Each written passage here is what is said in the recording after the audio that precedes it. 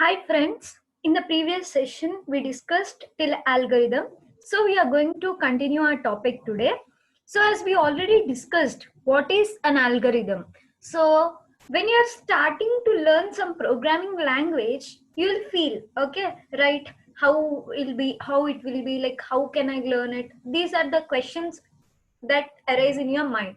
But remove everything. It's very easy to learn programming if you try to understand the concept. Okay, so as I already told you, I have defined you the algorithm, right? I have told you the definition of algorithm. As I told you, what is the definition of algorithm? It is an ordered sequence that will give clear instructions to perform some task, and it will stop once the task is completed.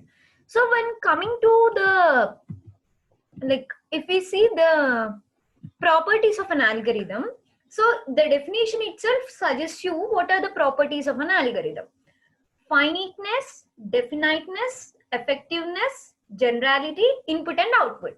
Now let us see what these properties basically are. Okay, so what is finiteness? As I told you that an algorithm will start and it will stop at some point, right? And there is an ending point. That's the reason it is called finite. Finiteness means it has a starting point and it has an ending point. Coming to the definiteness. Definiteness suggests that each and every instruction is clearly stated so that computer can understand it and work on it. Coming to the effectiveness.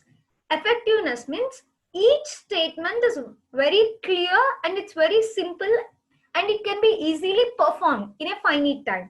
Exactly in a finite time, the work will be completed. When we say someone or something is effective, when it works properly, right?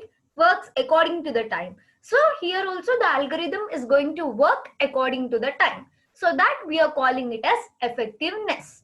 Next, coming to the generality. Generality is algorithm has starting and stopping point in itself. Like it doesn't need anyone's support to be completed. It is complete in itself. That is generality.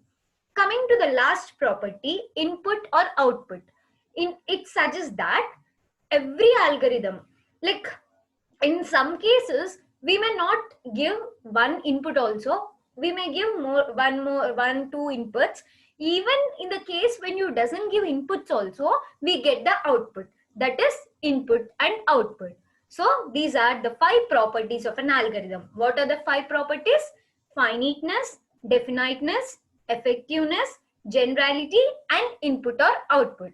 So I think you might have understood the definition clearly. So what is an algorithm? Algorithm is a well-ordered sequence of unambiguous and well-defined instructions that will perform some task and it stops after a finite time. Now, we generally have 3 categories of these algorithms. One is sequential. Sequential means in order we write the algorithm. Conditional, second thing. Conditional is, I already told you an example of a leap year, right, in the previous video. So when we talk about the leap year, we are writing the condition. If year percentile 4 equal to 0, right? So when the condition is satisfied, one statement will be executed. If the condition is not satisfied, another statement is going to execute. So it is condition, right? It's depending upon the condition. Such type of algorithm, we call it as conditional operations. And coming to the third one, iterative operations or loops. We will discuss about these loops in the second chapter in a very detailed manner. Okay, so loop is nothing but doing a task repetitively. Okay, so I'll explain you clearly what is the loop. I'll give you an example, like your mother asks you to go to shop and buy something and get it. Okay, she sends you one time. Okay, she sends you 2 times. Okay, she sends you 3 times. Okay, when she goes on asking you to go again and again and again, at some particular point you get exhausted. I think at when she sends you for the 4th time itself, you get exhausted, right? But whereas coming to the computer, it has the ability to repeat instructions for more and more and more number of times. That's nothing but looping process. We'll learn about these loops in the second chapter. So these are the three categories of algorithm operations. And now let us come to one more thing, that is pseudocode. Okay. Till now we discussed what's an algorithm, right? So as you can see here, this is the example, right? So for algorithm, we have a start, we have a stop. You can write begin, end, start, stop. It's your wish. So start, if grade less than or if grade greater than or equal to 60, print passed, else print failed, stop. So this is the algorithm. We know that now. So coming to what is a pseudocode, we are all very clear. Pseudo means false, right? So what is the pseudocode? Pseudocode is similar to an algorithm, but the difference is the English-like statements which have loosely defined syntax, means they will not follow certain set of rules, that we call it as pseudocode. If you see the same algorithm, we are writing it here. We are using completely English statements and we are writing. And if you observe clearly, here we don't have start and we don't have stop. Yes, these rules are, it's not following the start and stop rule, and it is completely writing in English statements, right? So this we call it as pseudocode. Pseudo means false. So pseudocode is English-like statement which will have loosely defined syntax. That means it will not follow certain rules and it's completely English-like statements. That we call it as pseudocode. So it's very important. Understand what pseudocode exactly. Okay. Next, coming to the flowchart. Now, we all know very well that I'll give you a very best example. Like when someone asks you to read the theory of 2-3 pages, we feel it hard. The same theory, if they represent it in a diagram and explain you, you'll feel it very easy and you can write you can go on filling papers, right? When you understand the diagram, that is the power of a pictorial representation. In the same manner, we have the pictorial representation of an algorithm. Algorithm can be represented pictorially. That we call it as flowchart. To understand the algorithm in an easier manner, to exhibit in an easier manner, we represent it with the help of symbols. That we call it as flowchart. Now you can see these are the various symbols. Okay, start and stop, we use this symbol. Input and output, we use parallelogram. And for calculations and the formulas, we use rectangle. And we use rhombus for decision making. And this arrow indicates the flow. So these are some of the symbols that we use in our flow charts. Now let us I think we discussed this in the case of algorithm, right? The same thing, we are using symbols. This is addition of two numbers. So for start and end, we have this symbol. Accept, this is input, right? Displays output. Input and output in parallelogram and the formula in rectangle. This is nothing but a flow chart. So this is a flow chart for the addition of two numbers. Next. And I think we already discussed this. Okay. Next. The same thing, for same algorithm we are writing here, right? So start, accept here. So we have condition, right? I told you for condition we are going to use rhombus. If it's true, this is going to execute. If it's false, this is going to execute. Then end. So this is which kind of algorithm, which kind we discussed. Excuse me. This is conditional algorithm. So this is the flow chart for whether it is a leap year or not. So I think you are clear with the both concepts of algorithm and flowchart. Now the task I would like to give you is try to do this programs or try to write algorithm and flowchart for these four. Okay, I'll discuss with you these four algorithms and flowcharts in the coming sessions. So please try it on your own. If you try it, it becomes easier for you. Now let's go into the other topic of the first unit. So as I have told you, we completed till flowchart, right?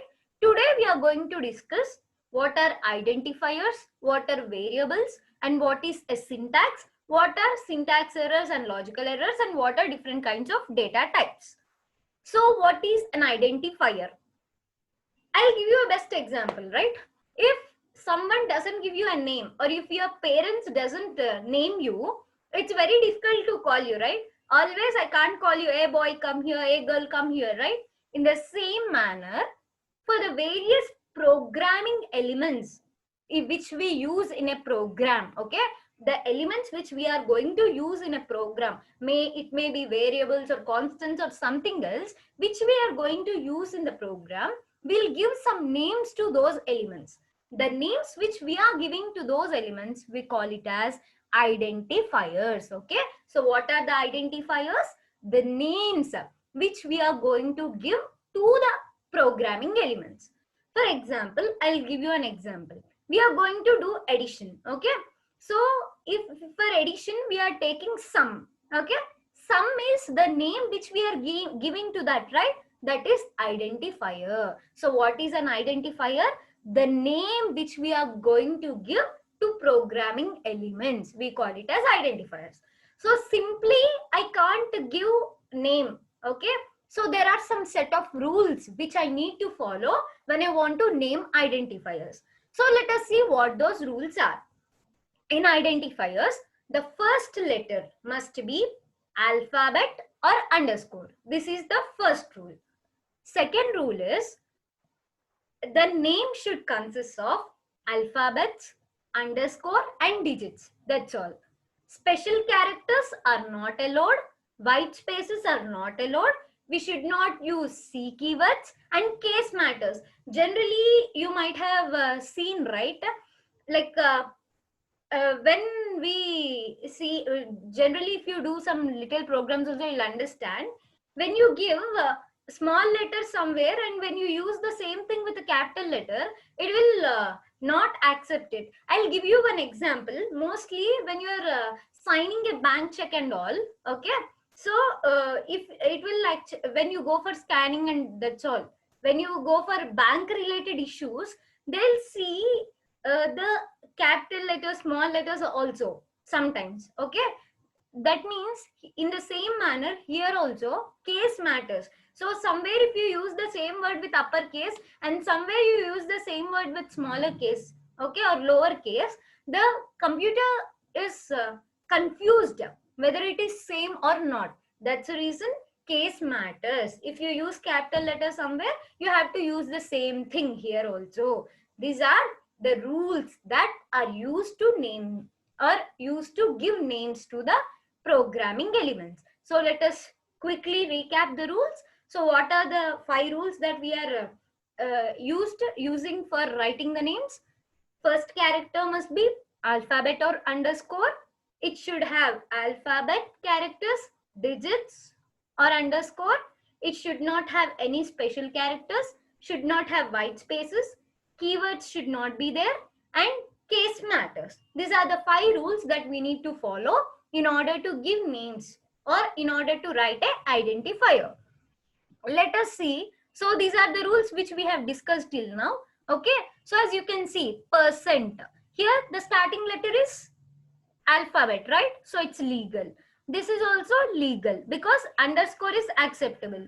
Here if you see annual profit, in between annual and profit you have white space, so it is illegal. Next, coming to here, it is underscore. We can start with underscore, it's legal, but mostly it's not advised. Now hash, we have hash is a special character, so it is illegal. Double is C keyword, so it becomes illegal. 9 winter, we should not start identifier with a digit, so it is illegal. These are the various rules that we use to name an identifier. Now let us go to the next topic, that is variables. Okay, so what are these variables? The name itself suggests that the value will change. Variable, varying, right? So variable is an identifier which will store some value in it. And the main thing is this value will be changing during the program execution. This is a variable. Okay, so what is a variable? It's an identifier. It is going to store some value in it. For example, if I'm going for the addition of two numbers, I'll write a equal to 1, b equal to 2. So what is this a and b? These are the variables. They are storing the values, right? So the thing is, these variable values will change during the program execution. So generally, we have two types of variables: global variables, local. When you hear itself, you'll understand one thing, right? Global means all over. Local means particular place. In the same manner, global variables means these variables will be written at the starting of the program, and these variables can be used throughout the program anywhere. Okay, this you'll understand very perfectly in a perfect manner when you understand the functions concept. Okay, in functions I'll again tell you in a brief manner about these global variables. Okay, so global variables are those variables which we write at the starting of the program, and we can use these variables throughout the program anywhere. Coming to the local variables. The local variables means the variables which we declare inside a function. Inside the function we write it, and only in that particular function we are going to use that variable. Anywhere else we can't use. Only inside that particular function we are going to use it. That is local variable. Now, anything if we want to use, okay, be it a variable or something else, first you have to declare it, then you have to define it, then you have to initialize it. Okay, variable declaration, variable definition, variable initialization. Now let us see what is this declaration, definition and initialization. Why I have to do it? Okay, so whenever you are using some variable in your program, you have to declare and define it. The reason is, first we are going to declare. Declaring is nothing but we are going to give the name.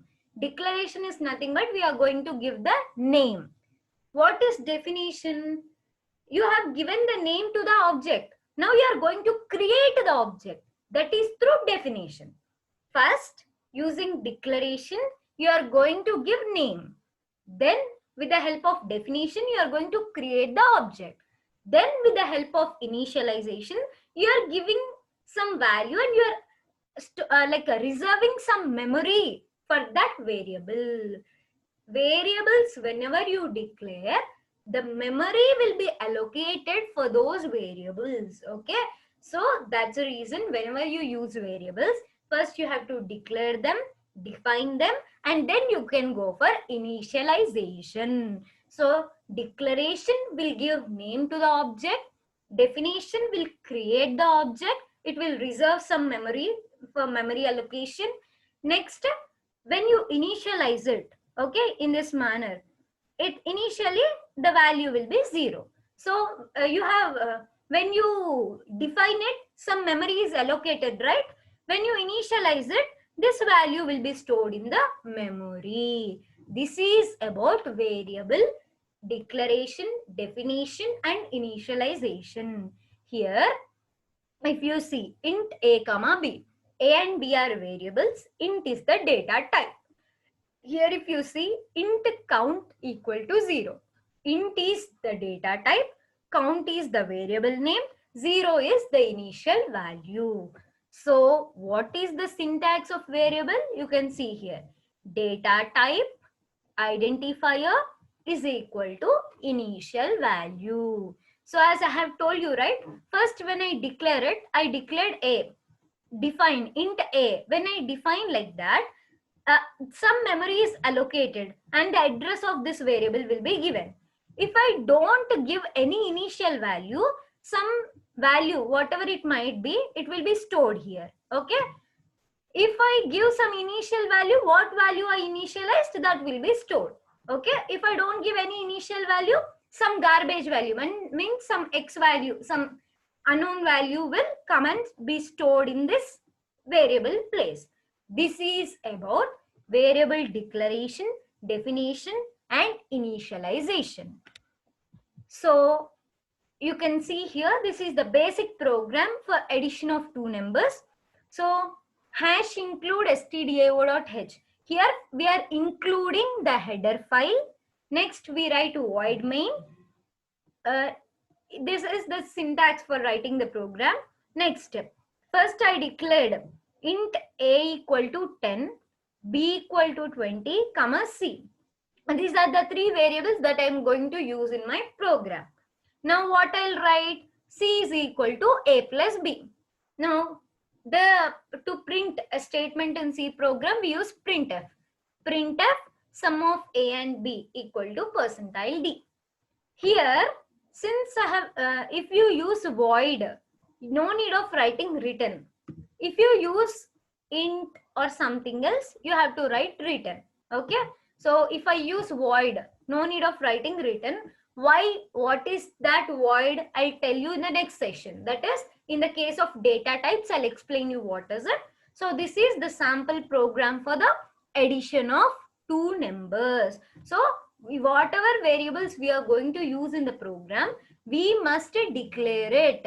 Without declaration, if we try to use the program, it will show error during compilation. So whatever the variables which you want to use, you have to declare it.